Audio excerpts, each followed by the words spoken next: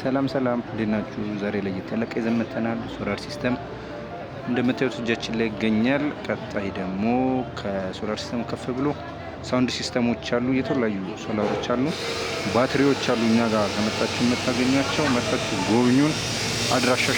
አድራሻችንን ከዚህ ስር እናስቀምጣለን። መደወል ይችላሉ።